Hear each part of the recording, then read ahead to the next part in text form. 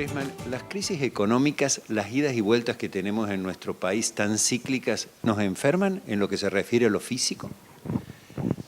Sin duda ya es mucha la evidencia clínica acumulada del vínculo que hay entre economía y salud-enfermedad, digamos, ¿no? Si entendemos la economía como el brazo de la política,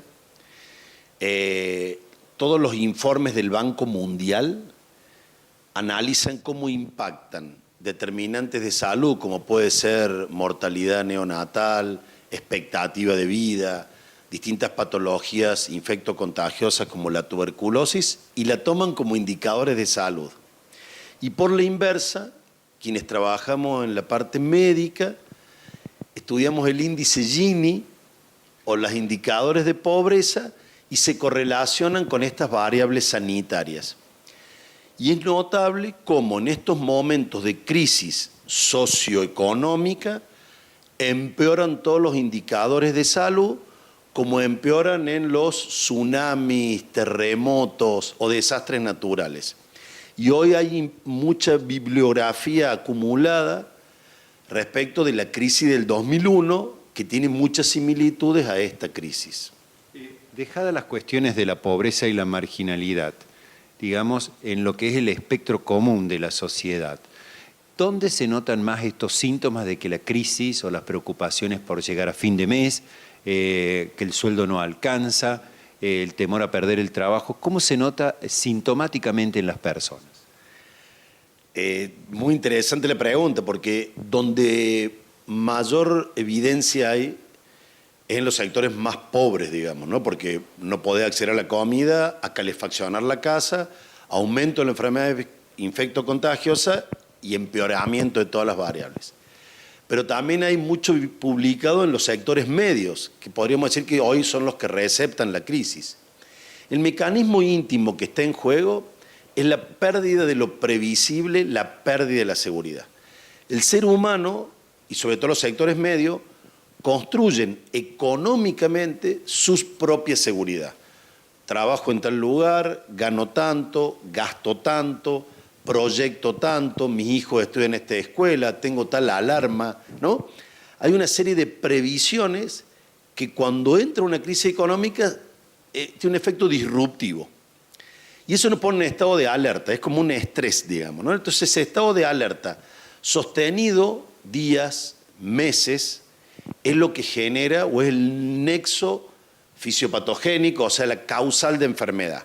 ¿Cómo se manifiesta? Aumenta la presión arterial, aumenta la frecuencia cardíaca, aumentan las enfermedades cardiovasculares, aumentan los trastornos de salud mental, porque obviamente tenés insomnio, hay trastornos en la sexualidad, hay trastornos en los hábitos alimenticios, ¿no? Uno dice, no sé qué va a pasar, más si como, más si bebo, aumento del alcoholismo, aumento del consumo de psicofármacos.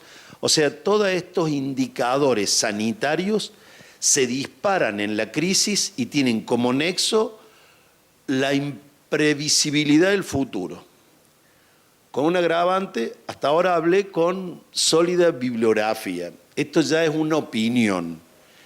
Que el agravante de esta crisis, y esto sí es una percepción personal, no se vislumbra un futuro saludable. Porque en otros momentos, cuando uno le piden un esfuerzo económico o un esfuerzo de algún tipo, es porque va a obtener determinado beneficio. Y hoy se vive la crisis como todas las crisis socioeconómicas, pero para mí hay un agravante de falta de futuro. O no sé si el gobierno no comunica bien o los medios no transmiten, pero uno tiene la sensación de que estamos en una situación verdaderamente difícil, verdaderamente incómoda, que genera causal de enfermedad, sin vislumbrar si vale la pena, digamos, ¿no? O sea, hay una frase de un filósofo que dice, cuando uno tiene un buen porqué, se banca cualquier para qué. Pero ahora está como poco claro eso. Aparte de esta falta de futuro, este estrés que vive la sociedad, digamos, y más allá de la consulta médica, ¿qué debería hacer una persona que todos los días se levanta y sufre esta situación, por lo menos su propia receta personal?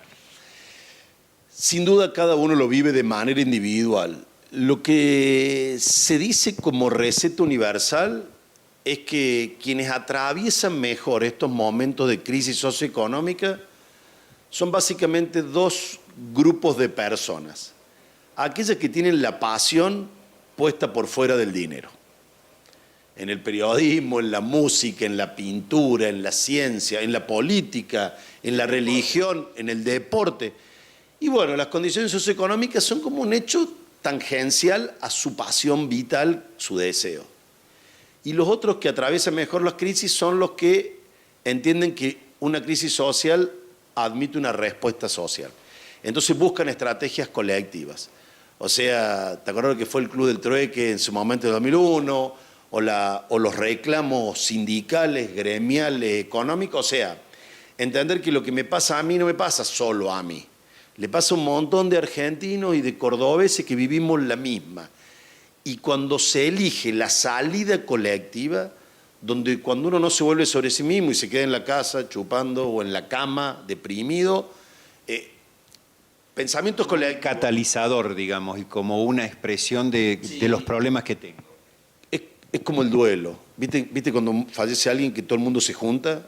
Uno comparte el dolor.